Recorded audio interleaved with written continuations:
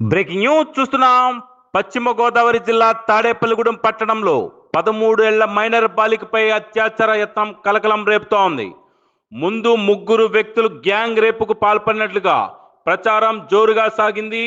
పోలీసుల విచారణలో అది కాస్త అసభ్యకరంగా ప్రవర్తించి లైంగికంగా వేధించినట్లు తేలినట్లుగా సమాచారం అందుతోంది. నిన్న రాత్రి పోలీసులకు ఫిర్యాదు చేసిన బాలిక, ఆమె బంధువులు విచారణలో పోలీసులకు పొంతల లేని సమాధానాలు చెప్పినట్లుగా తెలిసింది. తాడేపల్లిగూడెం పట్టణంలోని ఏలూరు రోడ్డు అయ్యప్ప స్వామి గుడి ఎదురుగా ఓ బట్టి నిర్వాహకుడి వద్ద ఇటుకల బట్టీలో పని నిమిత్తం వచ్చిన బాలిక కుటుంబం నిన్న రాత్రి 7 గంటలు దాటాక బాలిక తన అత్త ఇంటికి వెళుతుండగా నిందితుడు పొలంలోకి లాక్కెళ్ళినట్లుగా బాధితురాలు చెబుతోంది. బాలికపై అత్యాచార యత్నం చేస్తుండగా అటుగా వెళుతున్న వ్యక్తులు చూసి బాలిక తండ్రికి చెప్పగా తండ్రి కేకలు వేయడంతో నిందితులు అక్కడి నుంచి పరారైనట్లుగా తెలిసింది.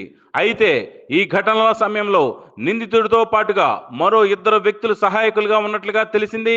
బాలికపై అసభ్య ప్రవర్తన వ్యవహారంపై బాలిక బంధువులు అంతా కలిసి స్థానిక పట్టణ పోలీస్ స్టేషన్లో ఫిర్యాదు చేసినట్లుగా తెలియవచ్చింది.